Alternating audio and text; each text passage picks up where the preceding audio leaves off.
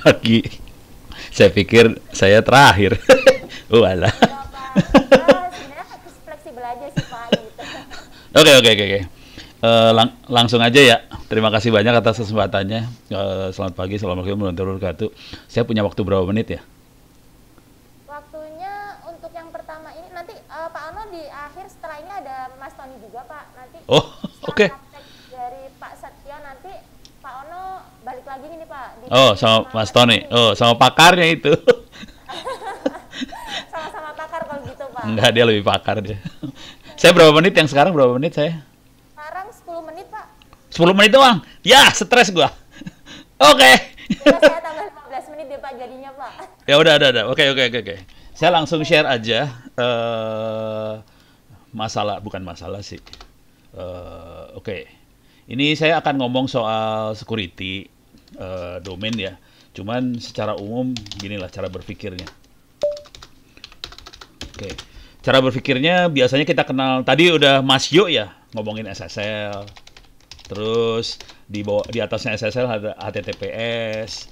Nanti kita juga kenal yang namanya OpenVPN misalnya. Ini teknologinya sama semua sih, nggak beda jauh satu sama lain. Nanti kalau di email ada GNU PG dan sebagainya ya. Jadi ini di level aplikasi. Tujuannya adalah kita saling autentikasi. Ini ono bener bukan sih? Dan teknik yang sama dipakai juga di Signal, di WhatsApp, di Telegram, sama juga, makanya kayak gini juga, sama juga persis sih. Jadi teknologinya sama. Ini di layer aplikasi ya, jadi ada masalah autentikasi, integritas data, availability, ini semuanya dijamin oleh teknologi-teknologi ini. Dan ini yang biasanya kita kenal di aplikasi. Nah, di domain, nanti Mas Sultoni yang sakti ya, namanya Sultoni. Nah, nanti kalau nanya sama dia nih, Sultoni nulisnya gimana, gue nggak tahu nih. Sultoni Akbar, salah ngetik nih kayak. Tadi, Pak. Hah? Ya pokoknya ntar Tony masih siap-siap, Pak, ya. ya nanti Mas Sultoni nanti yang akan lebih sakti ya dia. Oke, jadi dia saya harus ngaku lah kalau bagian ini. Cuman kalau di DNS itu isunya biasanya kemungkinan besar teman-teman ini akan ngomong DNSSEC. Teman-teman Pandi ngomongnya DNSSEC. Sebet itu karena untuk urusan autentikasi DNS, integritas datanya DNS, si DNS-nya sendiri. Cuman kalau kita ada di lapangan sebetulnya ada tambahan sih yang jarang diomongin sama Pandi. Cuman kalau kita di lapangan bener, saya udah kena. Ada DKIM, ada lagi SPF, ada lagi DMARC. DMARC. Yang kemungkinan yang 3 terakhir tidak akan dibahas sama Mas Sultoni. Mas Sultoni akan lebih ke arah DNSSEC. DKIM, SPF, DMARC ini tujuannya lebih ke arah email. Jadi kalau kita punya misalnya SMK Negeri 2.schid mau kirim email ke Gmail, kemungkinan besar akan ditolak sama Gmail kecuali settingan 3 makhluk ini settingannya benar. Jadi ini urusannya buat email banget, ini untuk mengatasi spam segala macam yang ada di internet. Jadi ini 3 ini dipakai benar-benar buat ngatasin spam dan sebagainya yang ada di internet, gitu ya. DKIM itu kira-kira hampir sama-sama DNSSEC, dia hampir sama-sama OpenVPN, HTTPS segala macam. Jadi DNSSEC nggak beda jauh sih sama HTTPS segala macam. Dia ada masalah autentikasi, ini benar-benar domainnya siapa, dia bisa dipakai buat ngecek integritas data dan sebagainya, itu DNSSEC. DKIM nggak beda jauh sama DNSSEC, dia juga bisa autentikasi, ini mesinnya pandi.id beneran bukan? Ini mesinnya you.id beneran nggak? Kalau kita lagi kirim email ya. Dan ini akan dicek sama Gmail. Kalau kita kirim email ke Gmail, DKIM-nya akan dipakai. Nah, terus SPF itu sama DMARC itu urusannya misalnya gini. Ini yang boleh ngirim email IP-nya bener nggak sih? Kalau ada masalah, kita akan ngubungin siapa? Kayak gitu. Nah, cuman nanti kalau kita udah kenal samanya DNS, ini nggak kelihatan ya urusan DNSSEC, DKIM, SPF, DMARC tidak kelihatan sama user. Jadi user tidak akan ngelihat ini. User akan ngelihat www.pandi.id atau kalau teman-teman Pandi kirim email kan emailnya pandi.id doang. Jadi user cuma ngelihat itu, user tidak tahu bahwa di balik itu ada security yang lagi jalan. Jadi ini nggak kelihatan. Beda sama HTTPS. HTTPS itu security yang tidak secure-nya kita kenal namanya HTTP. Nah ini user bisa lihat. Kalau ada orang pakai HTTP tidak aman. Kalau pakai HTTPS aman dia. Nah, nah bedanya DNSSEC sama DKIM SPF DMARC karena DNSSEC itu yang ini ngomong teknik banget ya. Karena DNSSEC itu yang ngoperasin adalah orang-orang DNS, dia punya punya privilege untuk bikin kode sendiri buat DNSSEC. Misalnya kalau IP address itu kan A ya. Kalau mail exchange MX itu kode di dalam DNS. Nah, cuman kalau di DNSSEC dia namanya NSEC kalau nggak salah sama NSEC ada NSEC 3 kalau nggak salah. Ada lagi RRSIC apa segala macam lah. Jadi ada yang R, ada yang N segala macam. Nah, ini yang kasihan yang orang-orang email. Dia semuanya pakai TXT semua nih. Parah. Kasihan lah orang email nih. Karena bukan orang DNS, dia pakainya field TXT di DNS. Jadi 3 makhluk ini mainnya di field TXT. Oke, saya akan kasih lihat sedikit ininya, carinya di mana, dan nanti 5 menit terakhir saya akan coba jelaskan cara berpikirnya. Oke, nah untuk DNSSEC sarannya coba cari di sini aja, misalnya DNSSEC Ubuntu config. Cari di Google aja, jadi bisa dicari di Google. Nanti kalau Anda ngerti yang namanya apa, nah ini ada di APNIC ada nih. APNIC adalah asosiasi lah sih. Asia Pacific Network Information Center, lokasinya ada di Brisbane, dia yang kontrol Asia Pasifik. Kalau Pandi kan kontrol Indonesia. Jadi di atasnya Pandi adalah APNIC ini. Oke. Nah, di sini dia nerangin cara ngesetnya gimana. Oke, jadi di bin adalah aplikasi buat server buat DNS, bisa di-enable, validation-nya auto, ini di servernya ya. Terus kita bisa tes validasinya dari DNSSEC-nya. Nah, entry yang horornya, di sini dia entry horornya nih, ada RRSIC. Oke, ini udah public key, private key-nya keluar di sebelah sini. Ini public key ya, bukan private key. Ini public key-nya keluar di sini. Jadi kita akan mainan-mainan seperti ini, public key. Nah, terus kalau ada fail kayak gini, nah udah gitu kita perlu tanda tangan public key, private key. Oke, saya udah mulai ngomong public key, private key. Dan teknik public key, private key ini dipakai di HTTPS juga. Jadi DNSSEC ini akan nanti mengamankan si DNS servernya. Kayak gini ya. Kita bisa bikin key-nya, makanya DNSSEC key generator. Ini caranya kira-kira kayak gini. Oke. Cuman ini waktunya sempit, jadi silahkan Anda baca-baca di sini. Saya nggak akan ngedetailin, biarin Mas Sultoni Akbar nanti yang akan nerangin yang lebih dahsyatnya. Oke, caranya. Cuman kira-kira kita menghadapi bahasa keriting kayak gini, bahasa mesin yang tidak manusiawi kayak gini. Oke, jadi kita akan ada entry DNS key, ada NSEC, ada RRSIC, segala macam. Oke, itu untuk DNS. Masalah lagi yang besar yang tadi saya sebutin adalah DKIM untuk email ya. Oke, jadi ini sama cara berpikirnya dengan DNSSEC, tapi dia lebih ke arah email, autentikasi. Ini emailnya email, jadi ini ada DMARC policy, dan ini DKIM untuk autentikasi. Biasanya kan kita mikir pandi.id, oh kemungkinan besar itu orang Pandi yang akan ngirim. Tapi apa benar Pandi yang ngirim? Nggak tahu kita.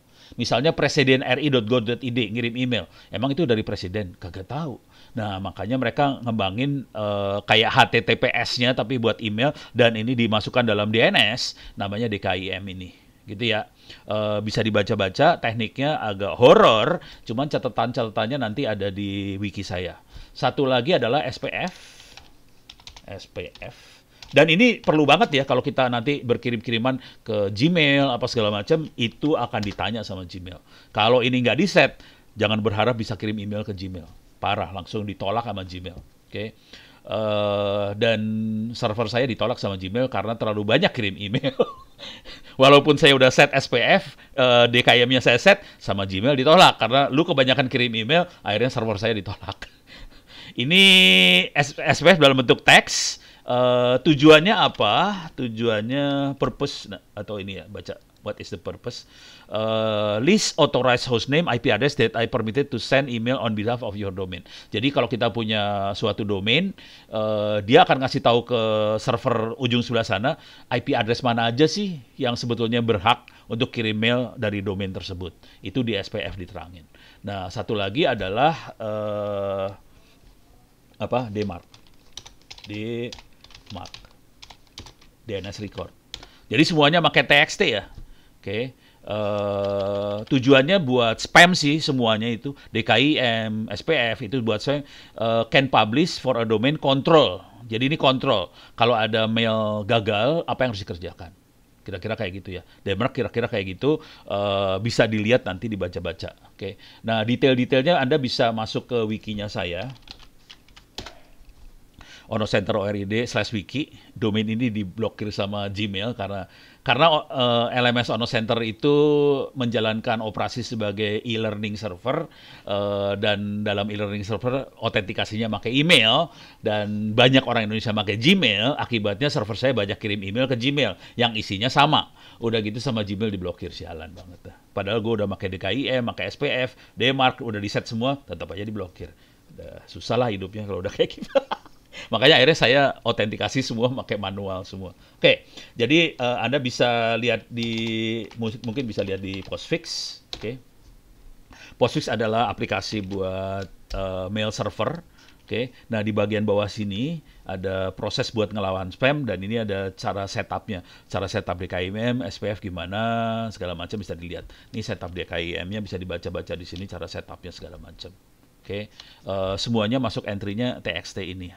Oke, jadi bisa dilihat di bawah sini. Satu lagi SPF ini bisa dilihat juga sama setupnya di TXT di domainnya. Oke, jadi kita nambahin di domain. Biasanya kita cuma kenal domain itu A doang kan, IP address-nya berapa. Kalau kita pakai IP versi 6, A-nya 4 biji. Itu versi 6. Biasanya kita cuma kenal sampai situ. Atau paling jelek, paling agak polnya sampai MX lah, mail exchange. Kita jarang dikenalkan yang TXT ini, tadi yang DNS segala macam. Nah, sekarang saya masih ada waktu 5 menit lagi. Saya akan coba kasih lihat filosofi di balik itu semua. Anda bisa download ini di pustaka ini. LMS onocenter.org/pustaka, masuk ke docs. Jadi saya ulang ya, LMS onocenter.org/pustaka/docs. Di sini ada security, security. Nah, di sini ada paling akhir ada PPT migrasi ke e-commerce. Tahun 2000 dibikinnya. Minta maaf tahun 2000. Ini yang bikin teksnya adalah Pak Mukti.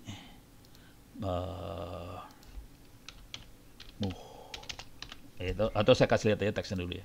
Ini teksnya, oke. Kalau udah diambil, salah. Okay.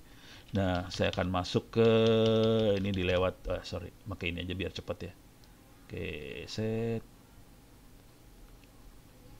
Oke, ini dia.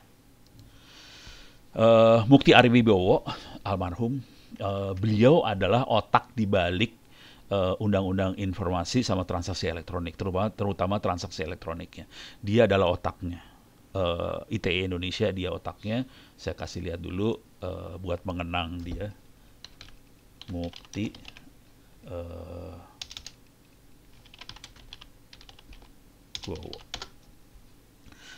ini orangnya. Salah. Bukan dia. Coba saya copy paste aja lah. Klik kanan kok nggak bisa di copy sih? Kok nggak bisa di copy?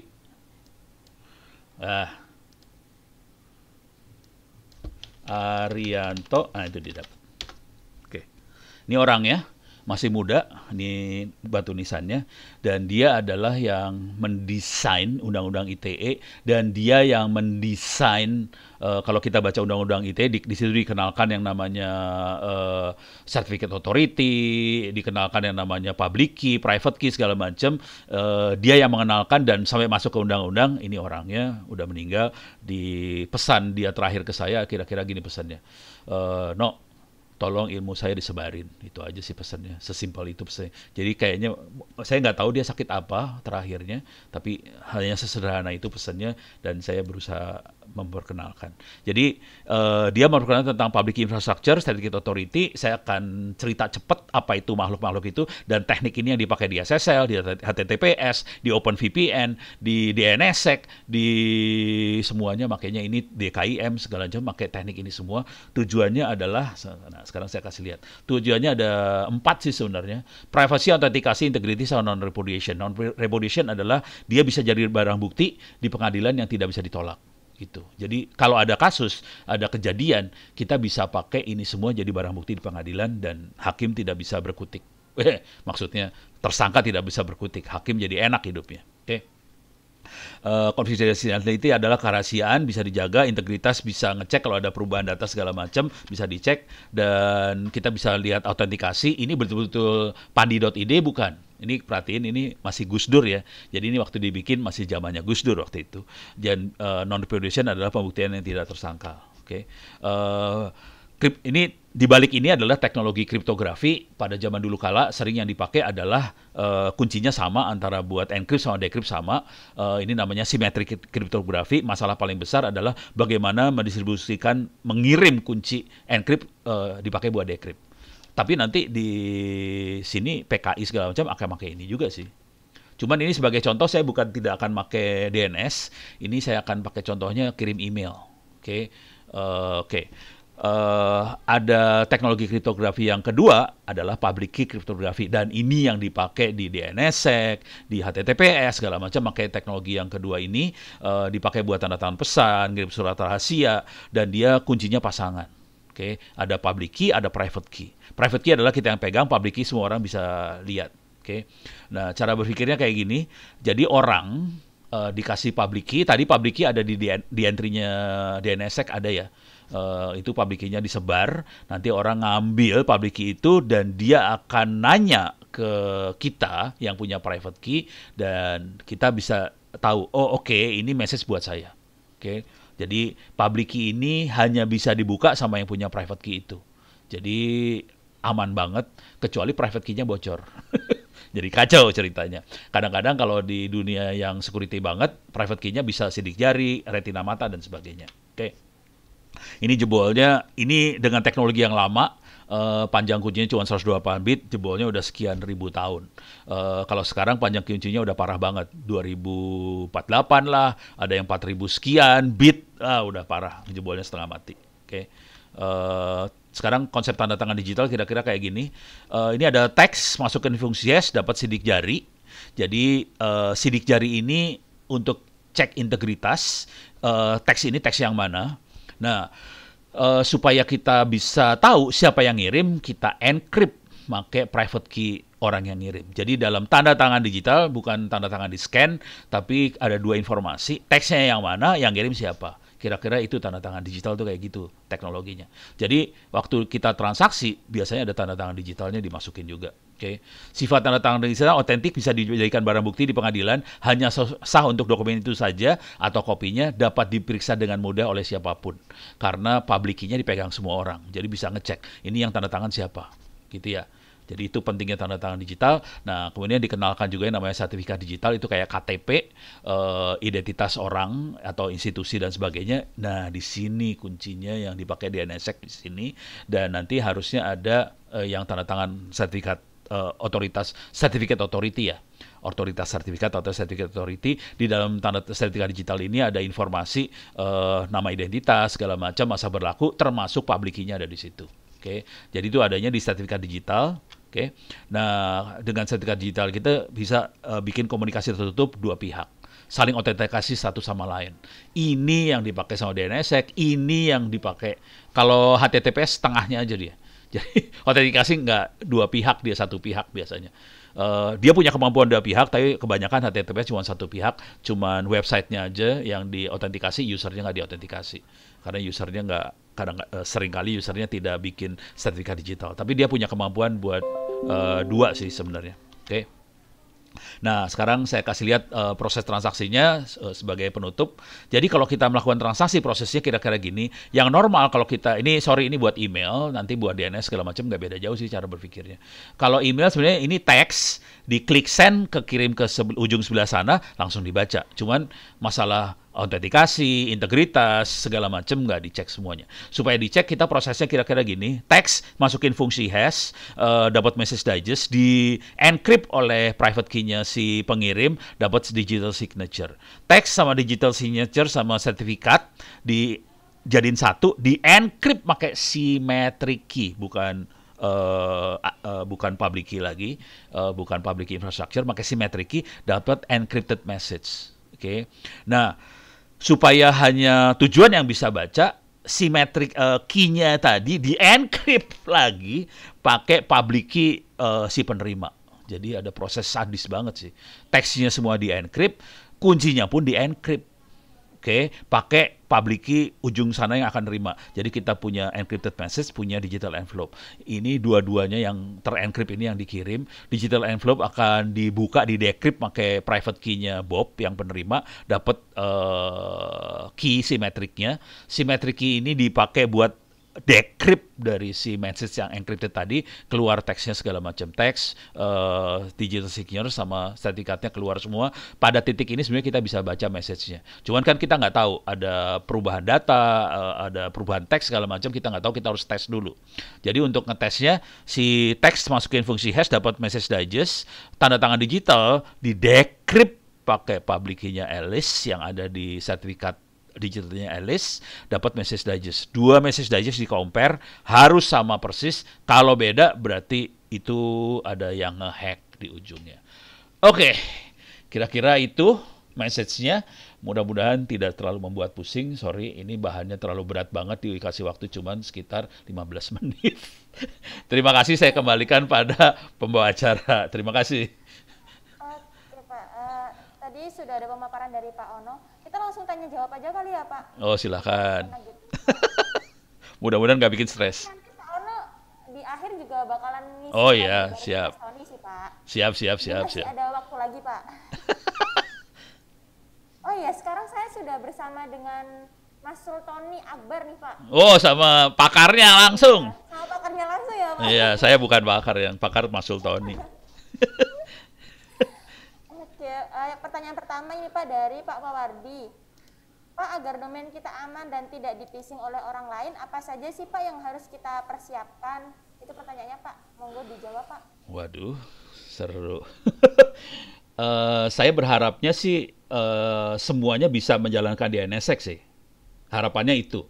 Cuman kondisi real di lapangan, sebagian besar, terutama user, pasti tidak akan menjalankan DNSSEC. Jadi bisa di-phishing dengan mudah sih sebenarnya.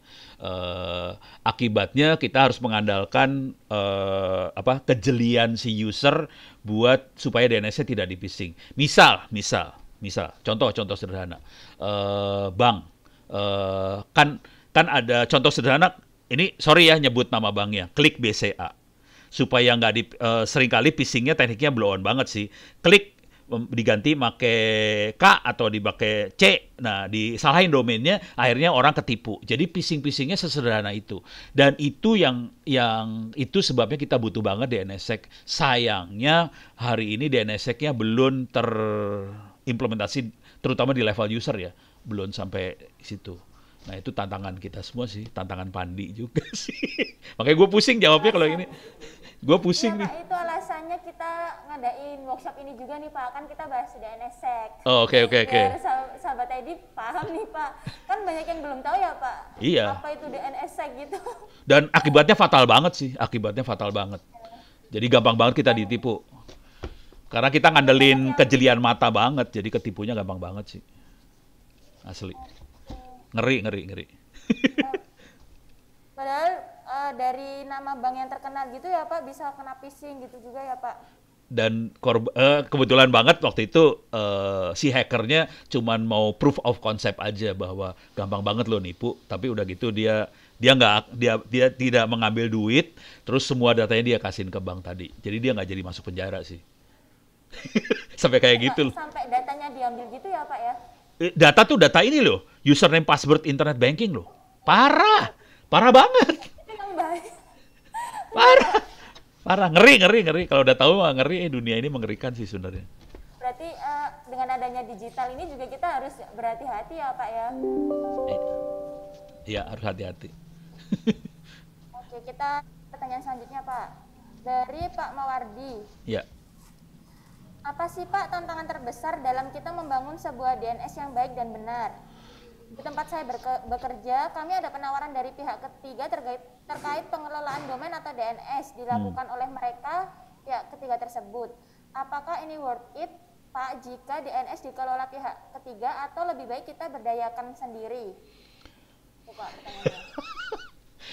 bingung Pak, mau mau pakai pihak ketiga atau pakai Ya, research sendiri nih Pak. ya ngerti sih pertanyaannya. Tapi kira-kira ginilah cara berpikirnya. Kalau ini saya ono pribadi karena saya ngerti teknologinya, saya akan sendiri ngerjain. Cuman kalau anda nggak ngerti, kalaupun pakai pihak ketiga, sarannya shopping dulu. Nggak semua pihak ketiga baik loh.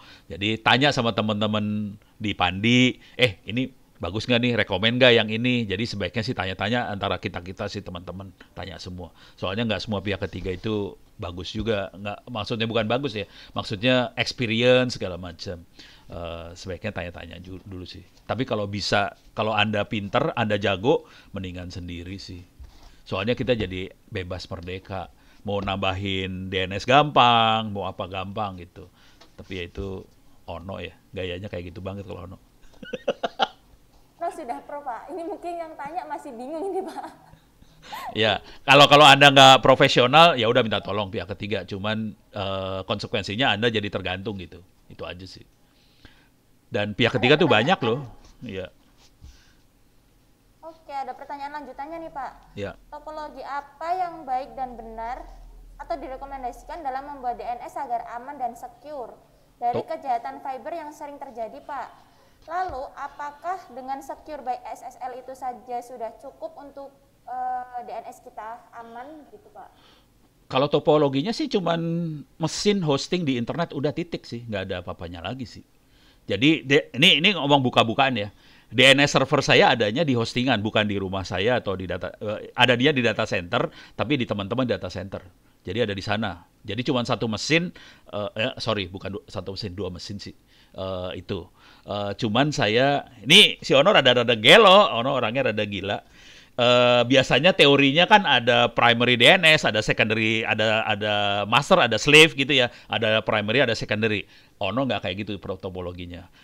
Saya punya primary 4. Semuanya primary. Konsekuensinya saya punya primary 4. Kalau saya ngerubah, saya harus ngerubah 4 kali. Saya punya slave 2. Jadi slave-nya tuh artinya yang secondary. Minta 2. Jadi kalau ada apa-apa, saya kalau primary-nya mati, saya masih punya 3 primary yang lain gitu. Jadi Ono rada-rada parah gitu. Ini ngomong teknologi teknik rada gelo ya.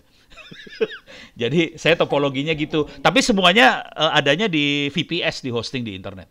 Semuanya gitu. Jadi cuma mesin satu. Ya, gimana? Kalau di rumah agak ngeri Pak, kalau dicuri juga Pak. Enggak, di rumah ngeri sama anak gue. Anak gue suka matiin mesin. Pakai mainan ya Pak? Iya, aduh parah banget. Tiba-tiba mati Pak, nggak bisa diakses. Iya. Cuman kita beruntung nih, rata-rata registrar itu dia ngasih layanan primary juga sih. Jadi kita bisa, waktu saya daftar berapa, 50.000 perak, kan gue ORID murah ya, 50.000 perak. Si registrar ngasih 2 mesin ke saya, cuman dua-duanya jadi primary. Jadi saya set DNS-nya di dua-duanya, bukan primary secondary, enggak, semuanya primary gitu. Akibatnya saya harus ngeset semuanya sih, gitu aja sih. Kalau saya ngerubah DNS.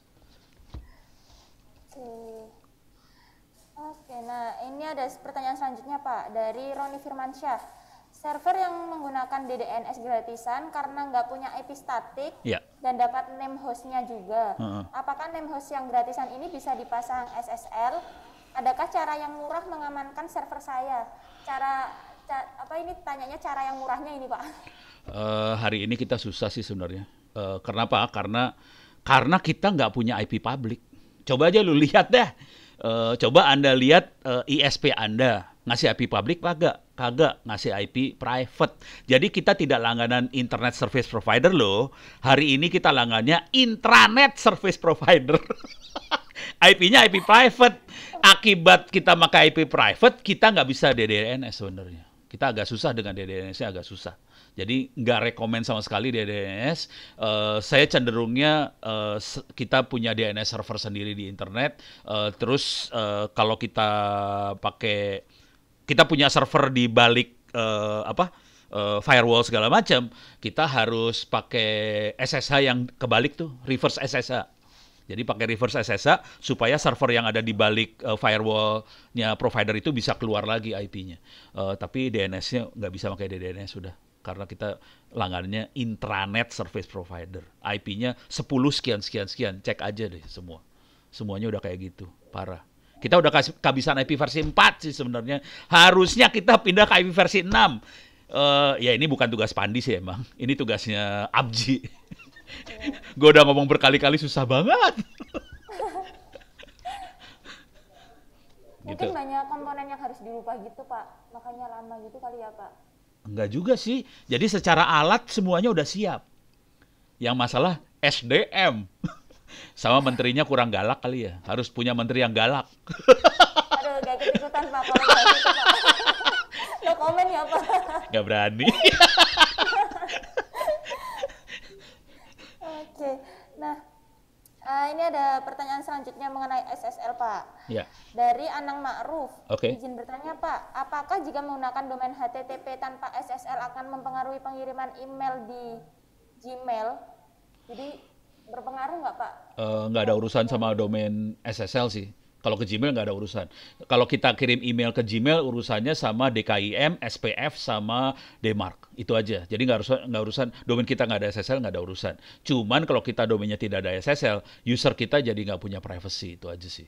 Jadi semuanya bisa disadap, dia ngerjain apa-apa disadap, segala macam. Udah gitu yang paling nyebelin, minta maaf ya, minta maaf, bukan Pandi nih.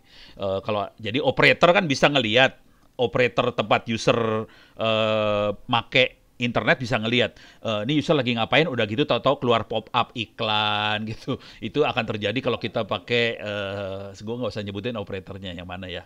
Tapi kan suka keluar pop up kan. Pop up itu akan terjadi kalau kita pakai HTTP bukan HTTPS gitu. Makanya sekarang pada pindah SSL semua. Tapi akibat dari SSL, Kominfo kesulitan buat blokir situs porno. Nama kerjaan Kominfo ya Pak? Ya nggak apa-apa lah, kan kita udah bayar Kominfo, biarin aja. Parah gue. Oke, selanjutnya ada dari Pak Agus Priyadi. Kayaknya ini agak teknis nih Pak. Untuk Oke. DOT dan DOH, bagaimana menurut Pak Ano di sisi performance download DNS servernya? DOT, DOH, apaan tuh? Gue kagak tahu juga maksudnya apaan. Bisa didiskusikan dengan Mas Tony mungkin Pak? Wah, ya udah, itu udah tugas Tony dah. Gue udah nyerah gue. DOT, DOH, apa kagak ngerti? Saya kasih pertanyaan buat Mas Tony nih. Ya Pak. udah itu PR. Mas Tony, jawab yang itu. Gue kagak ngerti, nyerah gue. Gue kagak ngerti. Oke. Lanjut aja berarti ya Pak ya. Ya Kita, siap. Minta maaf nggak bisa jawab. Ini bagian Mas Tony jawab. Mungkin pertanyaan terakhir di sesi ini Pak. Nanti Oke. kita lanjut di sesi akhir. Oke, Dari, nggak ada namanya ini Pak. oke.